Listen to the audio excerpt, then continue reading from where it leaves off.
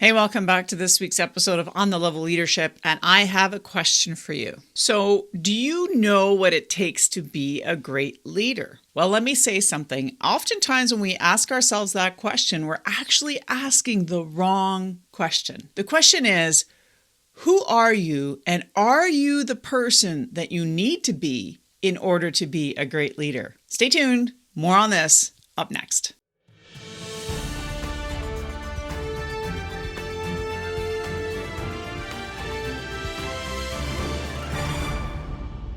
I've said in previous videos that leadership is all about relationship and it's not about your position. Many people think that it's the position that makes you the leader. It makes you the boss, not the leader. But let me say something that even though you may be appointed to some great position and maybe you've taken some courses or you've done some training or maybe you've even gotten a little bit of coaching in the past, the reality is it's not what you do or what you have to do, although there's an element of that. It's who you are as a person and what do you need to be as a person, or who do you have to be as a person in order for you to lead effectively or to achieve the success measures that you are personally looking to achieve. There's a person who stated this, and if you know exactly who started this commentary, please put it in the comments down below. I'd be curious to know. But if you want to achieve success or be a great leader, you have to become the person who is successful and who is a great leader. Another guru that I tend to follow on Instagram, which is Rory Vaden, who is a writer and public speaker and coach, a leadership development guy. He recently said something that really clicked with me, and that is, if you want to succeed in life or you want to be something different or you want to be a great leader, you have to, and I'm paraphrasing here, but you have to upgrade your programming, or in other words, increase or upshift your operating system, because you cannot yield different results with the same operating system. You can only yield different results if you upgrade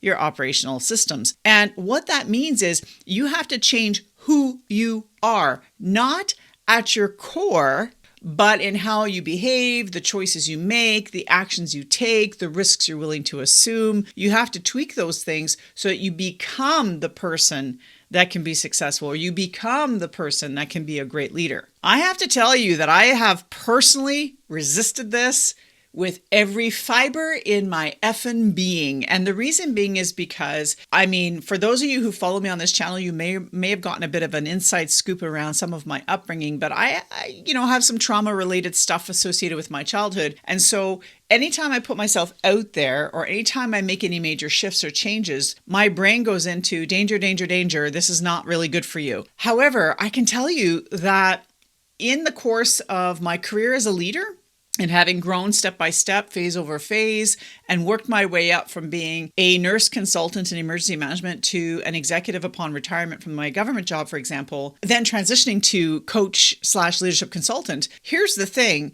is that I had to deal with that fear, but I more importantly realized that I had to become a different person in order for me to succeed in my business. Now, am I there? No, but I'm every day making changes and improvements in how I behave. Everything from, taking on meditative practice, which I've been kind of really negligent with lately, to be honest. I have to get back on that path. Inserting meditation practice or meditational practices in my day-to-day life, not just to just get centered, but to just quiet the mind and hear the voice inside, my inner wisdom, where, when you're day-to-day working really hard, you don't have a chance to listen to that inner wisdom because you're too damn busy living life.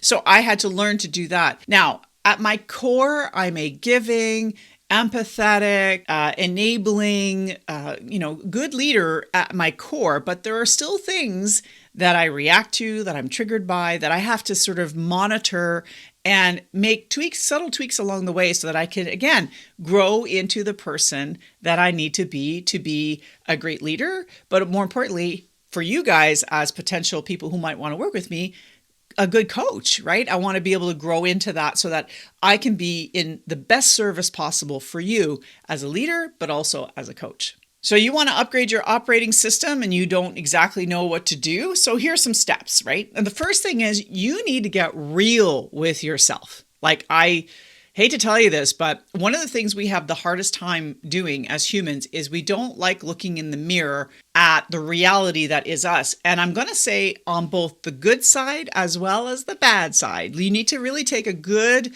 solid, stock-filled look at who you are right now. And when you start to think about what your vision is for your future, which is the other piece of this, which is to have a vision of where you want to be, that will help you figure out where that creative tension is between where you are now and where you want to be in the future. And that future might be a few months.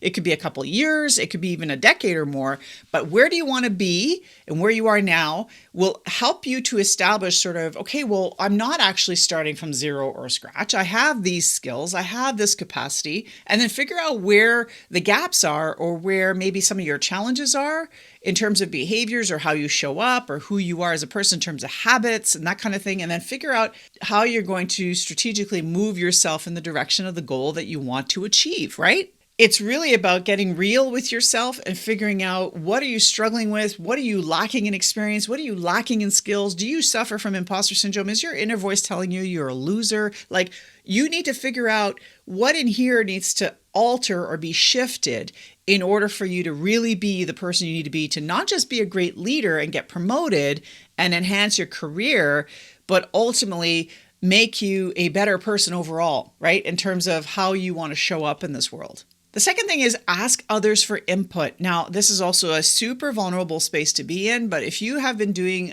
leadership type roles, even if it's at the manager level, supervisory level, talk to your managers and talk to your mentors and ask them what they see and what strengths they see in you so you can validate for yourself what you're strong and then where they think you could probably grow or do a bit more improving in terms of who you are as a person and how you show up. Go in with an open mind, try not to get too defensive on what you're hearing, and really take it as an opportunity for learning so that you can sort of figure out exactly where you need to tweak things in your life so that you can be the best person that you want to be. Have a vision, which I've already stated, but you need to really get clear on who do you want to lead? What do you want to do in your life? How do you want to be remembered? Like, these are big V-vision questions for yourself. And the reason for that is because being in a state of leadership is not about your ego. It's not about your bank account, although your bank account will follow if you do this well, but it's not about that. It's about how you show up and how you are in service to others. So when you're a leader, how are you serving your team? How are you serving your organization in how you show up and how you behave? That's really, really important.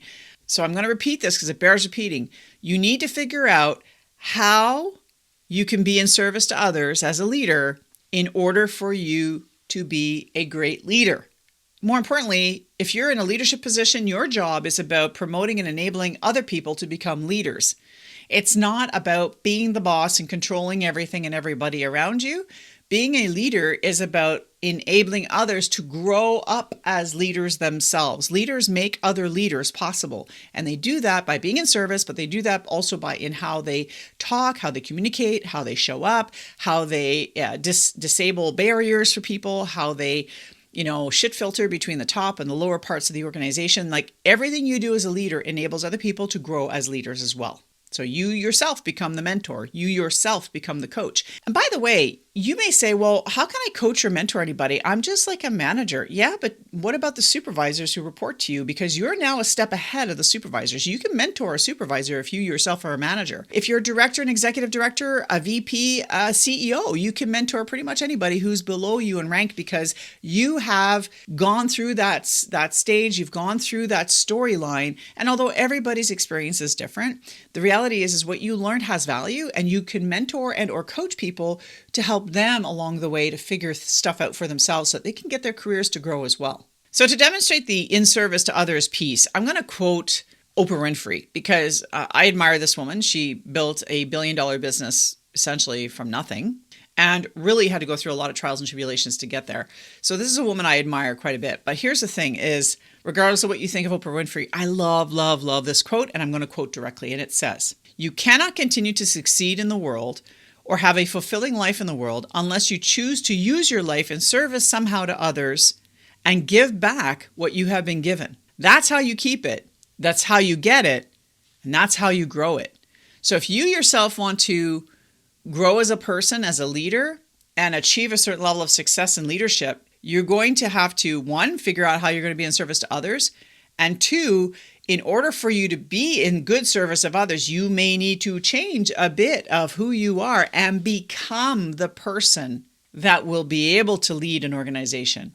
You need to become the person that can actually take the success and continue to grow with it and not completely be faded by it or completely be destroyed by it. The universe is really good at giving you what you want, but you need to be prepared to accept that success level or be prepared to enable that leadership or success. You don't take somebody who's at the very bottom of an organization and make them CEO for a reason. It's not because they don't have the capacity.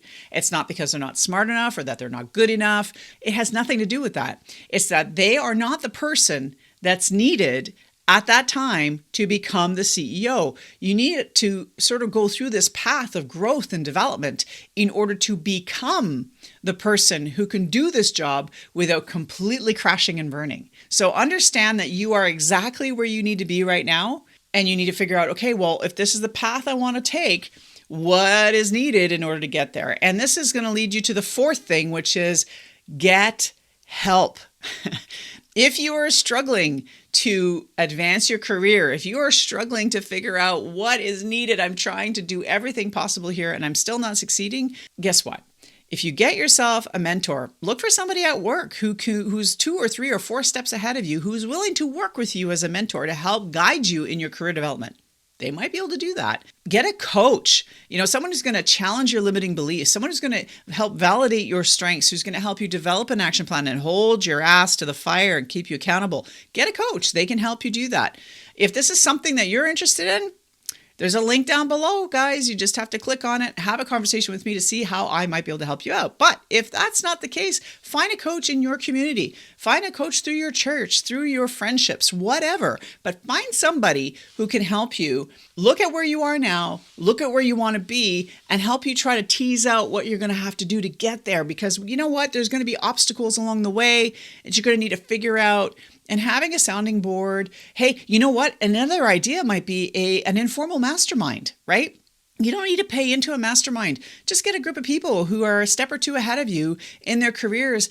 Offer to pay coffee or buy them lunch once a month or something and just shoot the shit around what it is to be a leader and the challenges they're going through and the learning lessons they've learned and, behaviors they've had to modify. And seek that information from others because they're carving the path for you. And then you just need to kind of figure out how you're going to apply those lessons to your own experience. Thanks again for being here this week. I want to leave you with one last quote from Oprah, and that is, if you want your life to be more rewarding, then you have to change the way you think. It's that simple. It's really what it boils down to. You're going to have to change the way you think, and who you are as a person may have to shift. And I get the stress around that because I resist all of this change myself, but I realize now that the success that I'm looking for isn't going to come to me unless I situate myself in a way where I am not only willing, but capable of handling whatever success the universe throws my way. Well, that's it for this week, folks. I appreciate you being here. And if you like this content, make sure you like it and subscribe because I am here every single week sharing information just like this so that you can be the best leader you can be and grow in your career. And if you're wondering about your leadership behaviors and how you're showing up and you want to kind of maybe do a bit of a self-assessment because you've never done this before, there is a self-assessment questionnaire down below. Just click on the link. It's absolutely free. I look forward to being here next week, folks. Until then, stay safe.